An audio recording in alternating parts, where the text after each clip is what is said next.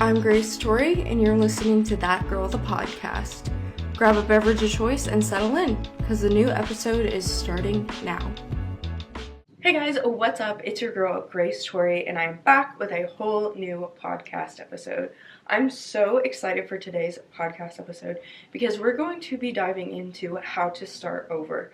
I feel like your 20s are just a combination of starting over and over again. You're finding a job you like, you're moving through relationships and dating, you're moving to new cities. Like, you are constantly starting over, and sometimes it's unexpected, sometimes it's planned, but either way, it can be really hard to do. So I wanted to just talk about it and go into it a little bit. I've obviously dealt with this on my own plenty of times.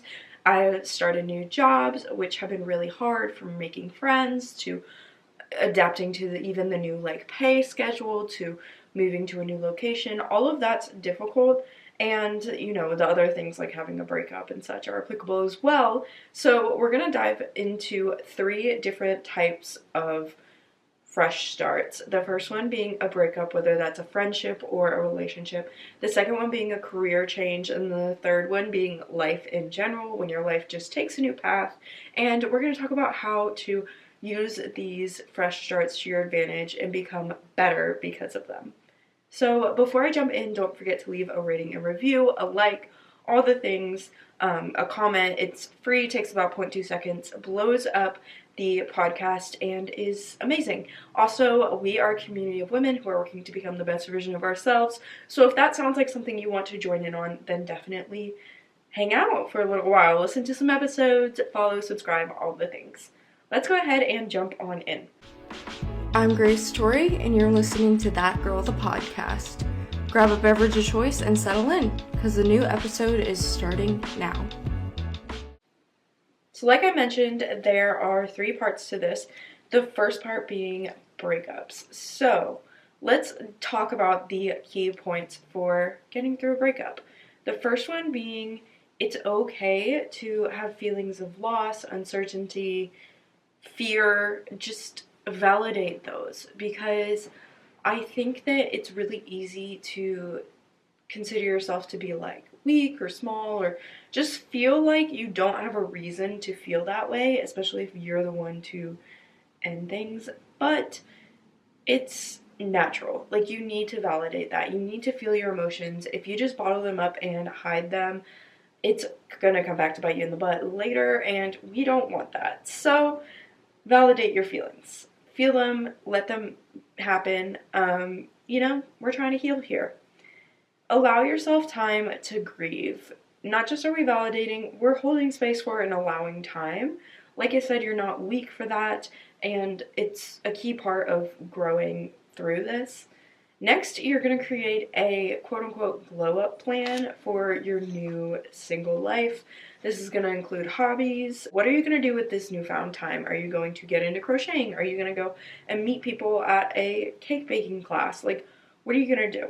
Health, all aspects. We're talking physical, emotional, spiritual. What are those things that you feel like you're missing that you can incorporate? Maybe you didn't have time to cook before.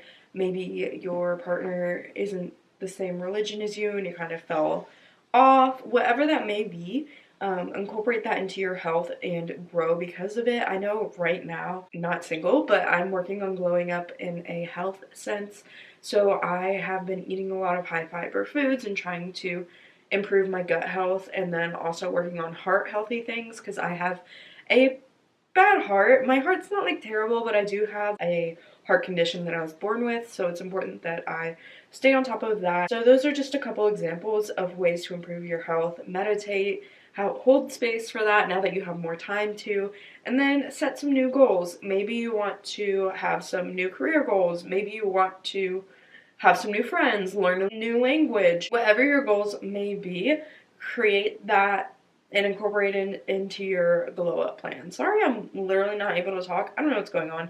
I'm exhausted. It's been quite the week, guys. So that's why I'm ooh, we're here, but are we here? I don't know.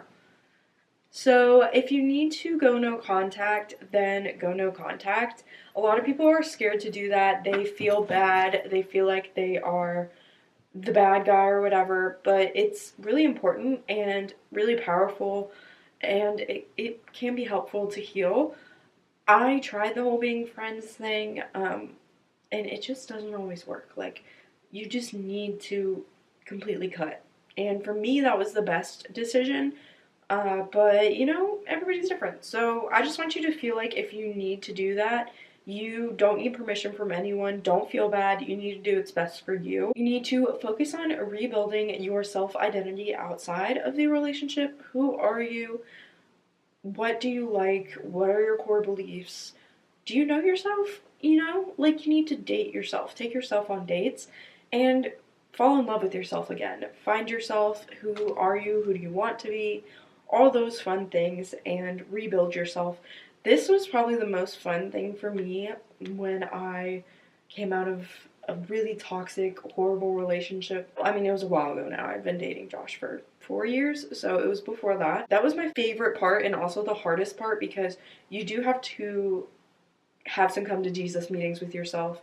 You do have to sit in silence and conquer your fears head on. You do have to spend time alone, but you're also learning yourself and what you love, and you know who you are and who you want to be. And I think that that's a really powerful thing that you can really just embrace. So focus on rebuilding your self identity.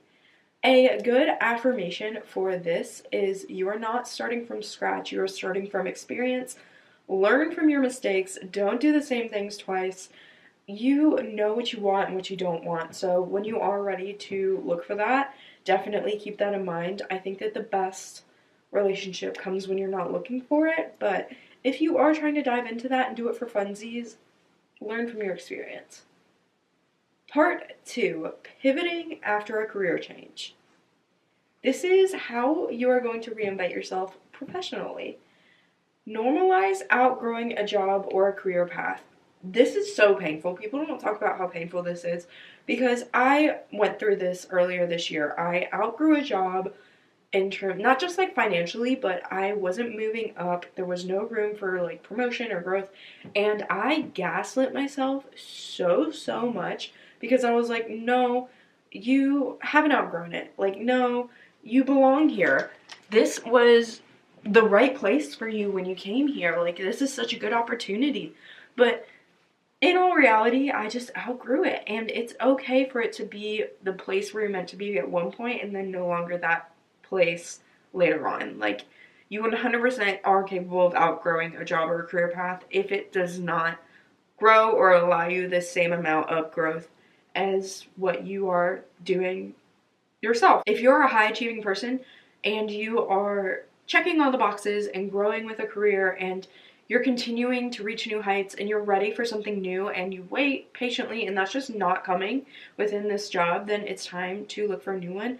Also, you can be in love with a career and realize that maybe one day you fall out of love with it. Like, I am currently not working in any of my degrees, like any of those genres.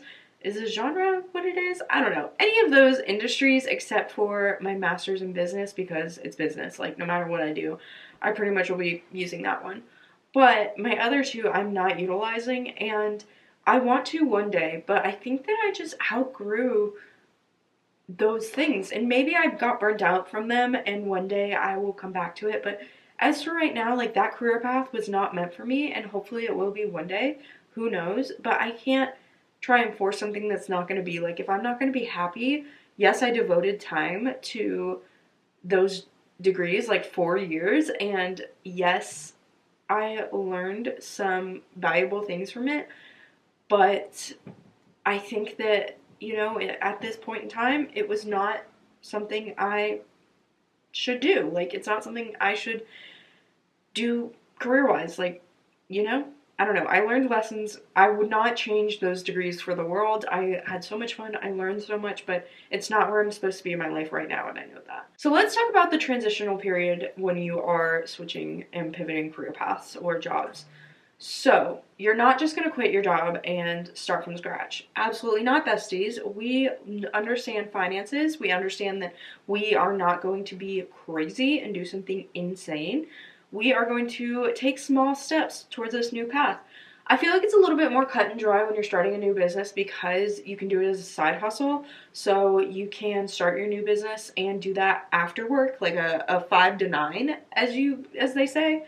However, when you are transitioning to a new career path, maybe you aren't sure what that is, you can start by volunteering. You can also shadow people. If you know people in the industry, this is a little bit easier because you can shadow someone that you may know through your network. Maybe you can shadow them at work. Say that you I worked in customer service, but I really wanted to be in marketing. So I shadowed someone in marketing. You can shadow someone in sales. If you don't want to stay in that company, maybe you have friends that you can shadow. You can interview for these new positions, and then once you find a job that is within your income, you feel like you're ready to take this step because you've grown, then you can put in your 2 weeks. You never want to quit without a plan in place because that's just like nope, with the uncertainty in our economy in the United States right now, that's the last thing you want to do. So we are going to take small steps. I know it's hard. I know that when you're done with your job, you're done with your job and you just want to quit. What I did was I quit my corporate job and I was so burnt out. So what I did was I have a friend who owns like a horse video company, and I just traveled the US filming horse shows for like 6 months. And I knew the show season was ending, so I started looking for a new corporate job so that when that season ended, I had a corporate job and I was ready to go. I'd kind of sown my wild oats in terms of like traveling and spending time away from home. I got to see some cool new cities. It was a transition in the sense that while I was trying to figure myself out and figure out what I wanted to do next, I had that career and I could have just picked it up next season if I wanted to. There was like a 2 month period where they're not filming anything, so I would have just had to find something during that time. But that allowed me time to kind of figure out what I want while also having a paycheck and doing something I love. One of my degrees is in horses, so it's not like I was doing something I didn't enjoy, and I got to travel. It was a great transition. So even if you don't do something forever, have a transition set up so that you can do something you enjoy while you kind of figure out what you want to do, or you can just dive right into that next step that you want to do. It's your plan, and even if it's non-traditional, you're the one who decides what those next steps look like. Don't forget to refresh your resume and LinkedIn to tell your news story. A lot of people don't realize that your LinkedIn, your resume is you selling yourself, and you have a lot of angles to work from. I had different resumes based on what I was applying for. I had a customer service resume, a marketing resume, a horse resume, a sales resume, and your LinkedIn can be a combination of all of these things. Like if you're applying for all of these types of roles, then your LinkedIn should be a resume of all of that. But if it is you applying for one role, have your resume and your LinkedIn reflect that. Tell the story of Grace, who is really good at marketing. Tell the story of Grace, who is an entrepreneur. That's how mine is right now. It's geared a lot towards business and like being an entrepreneur in general because I don't really like LinkedIn and I'm kind of just over it. Like I don't really care about it anymore. So I kind of just kept it as a very like basic overview, and then I focused on my resume. So, and the people I like work with now, like they kind of use LinkedIn, but it's not like a major thing for them. So it worked out. But yeah, if you're going into a corporate position or a position where that matters, definitely make sure that you are marketing yourself in a way that is beneficial and you're not just like throwing things together, because those things do matter. Embrace the student mentality. Being new doesn't mean you're behind. I think that it's important to know your worth and know where you can improve. So know what you bring to the table and don't be afraid to market that and say, hey, I have this experience. This is what I can help you with. Like, I know what I'm doing here, but I could use some help here. Like, I know as someone who is in their 20s, often people assume that we know nothing. Like, I'm bringing nothing to the table. But I did not work my ass off in school, get 3 degrees in 5 years, one of them being a master's, for you to tell me, like, I don't know what I'm doing. And I'm saying that while also doing around two internships a semester and working full-time while I was doing my master's half the time. Like, I have the work experience. I'm not that person who's like, I have a degree, I know things. Like, I have the work experience to back it up. So it's when people tell me like I'm not experienced, maybe I'm not experienced in one area, But if you're just assuming that I don't have experience because of my age or my gender or whatever, like, you would be wrong. I do have experience. So I'm not afraid to say that and say, hey, I actually worked on this quite a bit when I worked here for 2 years. Or, hey, I actually, I would love to contribute to this team. I know that you guys are working on doing XYZ for this project, and I actually did that, and I would love to help you guys out. While also saying, I would love to learn more about this. If you have some time that you can put on your calendar to go over this with me, I think it would be really beneficial that I knew how to do this in the event that you're not able to do it for some reason. Maybe you're on vacation or whatever. I would love to be able to help you with it moving forward and take some things off your plate. There are ways to say things that don't make you seem entitled or overconfident or underconfident or like you don't know anything at all and you're just like a free rider. Like, there's ways to say things, and knowledge is power, so you want to be able to know as much as possible to be an asset to your new company while also showing that you know things and you're bringing things to the table. A good affirmation for this is, changing your mind is a sign of growth, not failure. Part 3, navigating overall life changes. We are going to talk about how to embrace these major life changes. I think that it's important to understand that you're not going to know what's going on. And as a people pleaser, as someone who wants to be in control of the situation, this is really hard. But life pivots often feel messy before they make sense. They're not going to make sense. You're going to be like, what the heck is happening? And more often than not, you don't plan for these. Like, in a perfect world, you plan for a new job. I know that there's situations where you get let go or you quit, and that sucks, and I'm so sorry, but they often feel messy before they make sense, so I think it's important to cling on to that and understand you're not going to always have control. Maybe you're the one getting broken up with, maybe you're the one who loses the job, maybe you get evicted, because God knows how we're all paying rent in these uncertain times and keeping up with our bills. It's going to feel messy, and you're going to want to be like, get me off of this ride. I want to be in a safe, secure place, but understand that it's going to feel messy, and you need to embrace it and find the calm in the storm. I think that it's important to know that burnout and boredom are not just things you need to cure, but they are signs that you're ready to move on and pivot to something new. So understand those signs and take them for what they are. Don't just push them off and see them as a problem within themselves, because sometimes they're a symptom to a much bigger problem. Trust your gut even when the plan isn't 100% clear. You guys know that I love to preach about your intuition being right. A lot of times there's a lot of situations where you feel one way and everybody else around you feels like what you have to say or do is wrong.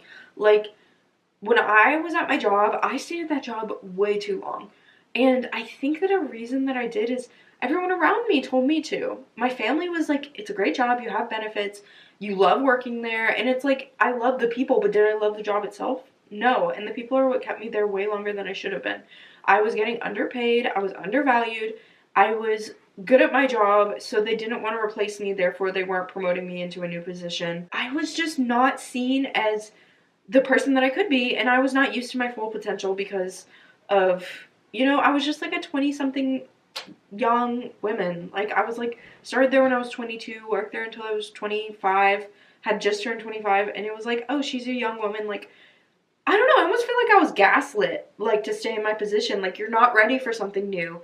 And it was funny because when I got a new job, everybody was like trusting me to do things, and I was like, this is weird. You're not telling me that you're gonna like watch over me, like, you're trusting me, you're not micromanaging me to make sure that what I'm doing is correct. Like, you just assume that I know what I'm doing. And it was a really weird feeling for me because people didn't treat me the same way in my old position. So I should have left way sooner than I did. And I think it's important to trust your gut even when the plan isn't 100% clear or when people don't 100% agree with you.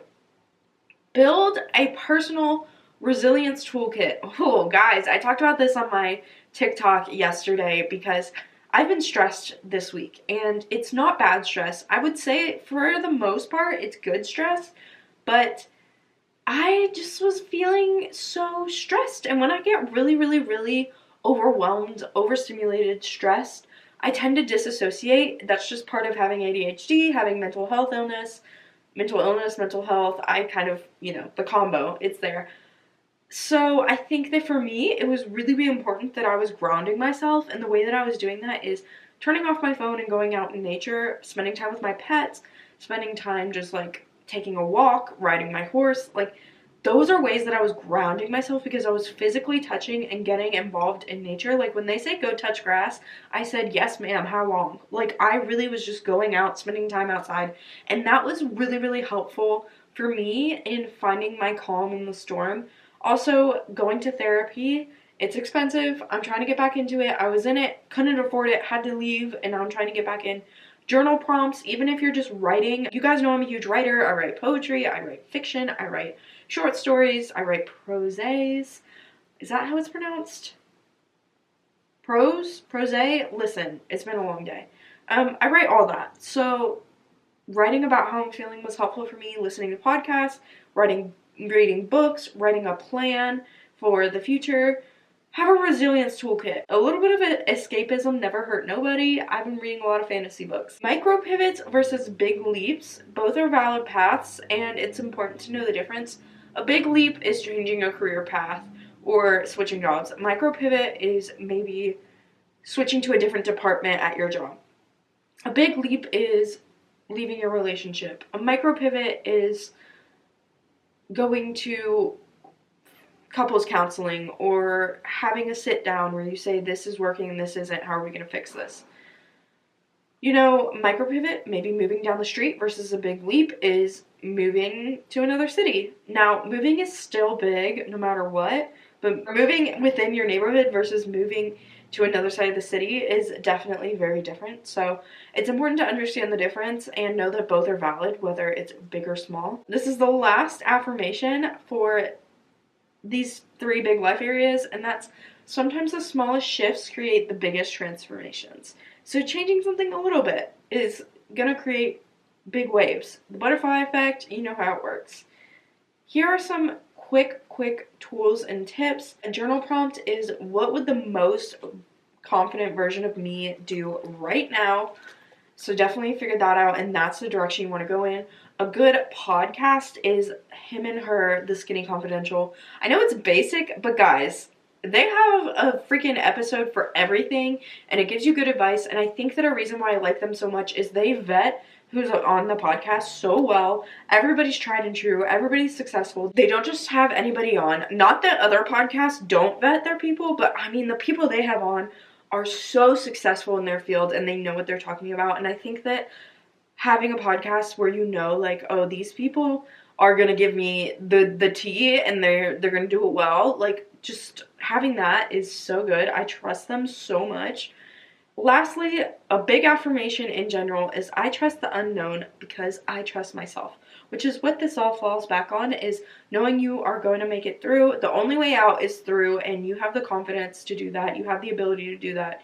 You've done it before and you can do it again. It's important to know that your next chapter doesn't have to look like anyone else's. You're the only one who's lived your life. Go ahead and make it yours. It's yours, bestie. It's nobody else. So that's it for this podcast episode. Don't forget to share the episode with a friend who is currently going through a life change that you think could benefit from this. And that's pretty much it. If you're looking for a good podcast episode to listen to next, I just had a birthday. I turned 26 last week. So I talked about 26 life lessons that will change your life. And I'm not joking when I say they will.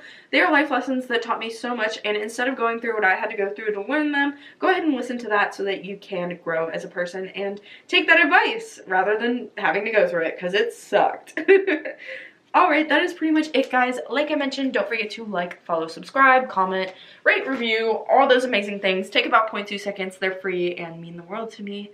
I upload every single Sunday. I try to upload a little bonus episode on Wednesdays, but I haven't in a little while just because life has been absolutely insane. But that is pretty much it. I love you guys, and I will see you in my next podcast episode. Bye!